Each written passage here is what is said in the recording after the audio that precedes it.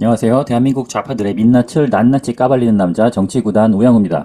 자, 오늘은 이전 뉴스에 이어서 이화영 평화부지사의 대북 송금과 그와 관련된 이재명에 대해서 한번 다시 이야기를 해보려고 해요. 이게 왜 이 이야기를 또 하냐면은 이재명과 민주당에서 갑자기 이거와 관련된 공세를 갑자기 시작했어요. 갑자기 이재명이 나와서 이게 나라냐, 검찰이 이렇게 술판을 벌여서 피의자들을 회유하는 건 동네 건달도 안 할 짓이다라고 아주 비난의 공세를 높이면서 야, 이게 만약에 사실이 아니라면 증거를 가져와라. 거기 왔다 갔다 했던 사람들의 출입 기록과 CCTV를 까봐라라고 아주 강력하게 지금 드라이브를 걸고 있어요. 근데 이게 진짜 어처구니가 없는 게 일단은 안에서 술을 먹었건 안 먹었건 그거는 이 사건과는 크게 관련이 사실 없어요. 이 사건은 당시 도지사였던 이재명과 부지사였던 이화영이 대북 송금에 관련해서 서로 알고 있었는지에 대해서만 판결이 나오면 되는 거예요. 그러니까 쌍방울 쪽에서 북한 쪽에 돈을 건넨 거는 팩트.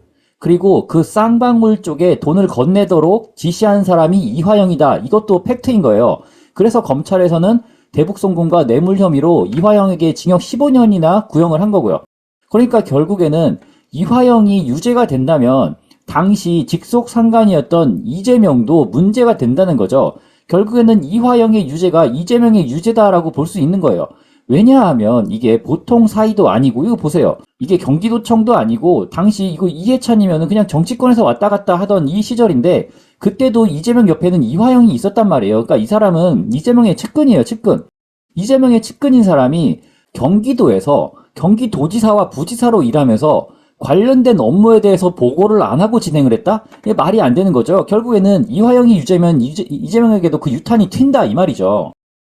그래서 이재명은 이화영을 손절하고 싶을 거예요, 지금은. 근데 이미 한번 혐의를 인정을 했었고, 중간에 마누라가 와가지고 난리를 피우는 바람에 지금 갑자기 증언과 진술을 번복하고 있는데, 자, 한번 이렇게 간략하게 도식도를 한번 보도록 할게요. 도지사가 있고 부지사가 있어요. 그러니까 한마디로 사장과 부사장이지. 아주 밀접한 관계에 있는 이 두 사람이 있다고 칩시다. 근데 거기에 쌍방울의 김성태라는 사람이 나타나서 이 이화영이 김성태에게 대북 사업권을 제안을 한 거예요. 야, 북한에 가서 뭘 할 건데 네가 그거 한번 해보지 않을래? 그러니까 김성태가 어떻게 하면 되는데요? 그랬더니 야, 돈 줘갖고 그 북한에다가 돈 좀 기름칠 좀 하면 우리가 사업권을 따낼 수 있으니까 우리는 대외적으로 대북 협력 사업을 진행한다는 이미지를 가져가서 좋고 너는 북한에서 싼 노동력을 가지고 사업을 할 수 있으니 좋지 않겠느냐라고 이렇게 추진을 한 거죠. 근데 이 상황에서 부지사가 도지사한테 보고를 안 했다. 이렇게 얘기를 하고 있는 거고요.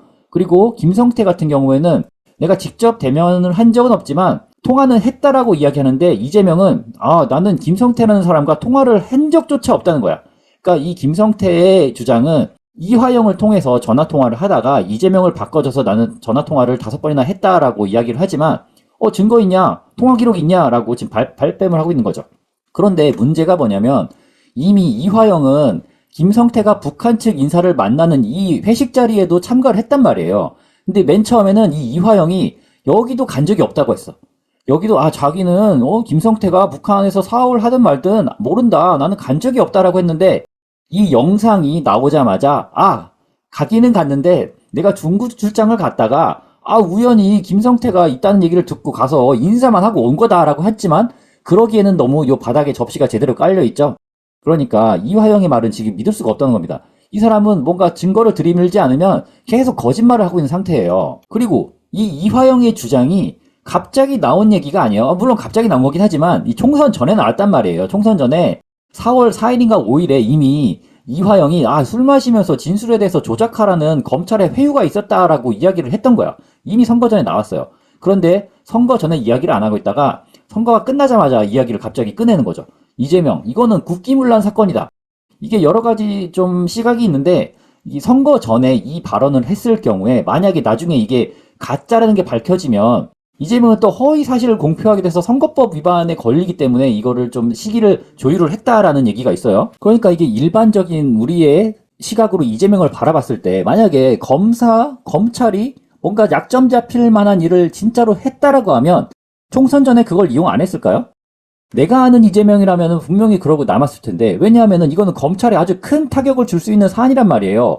검찰이, 아니, 검찰청에서 피의자에게 술을 대접하면서 증언을 조작하라고 했다? 이렇게 좋은 이슈를 왜 선거 때 닥치고 있었을까?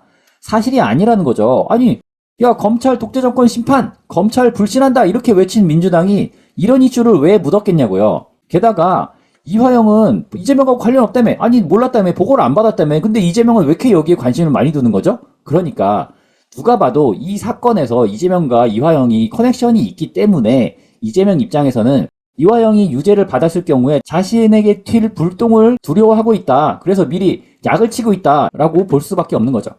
이게 왜냐하면 이재명이 사법 리스크가 지금 갑자기 부각되고 있잖아요. 왜냐하면 맨 처음에 대장동 관련 재판은 3년 정도 끌 수 있다고 봐요. 지금부터. 왜냐하면 이게 너무 방대해. 내용이 너무 방대한 데다가 각종 꼼수 또 단식할 수 있죠. 단식해가지고 한 달, 두 달 또 재판 안 나갈 수 있고 이것저것 또 변호인을 바꾼다던가 이런 식으로 꼼수를 부려서 계속 지연시키고 있잖아요. 그러니까 대선까지 최종심이 못 나오게 하면 일단은 선거에는 나갈 수 있단 말이야.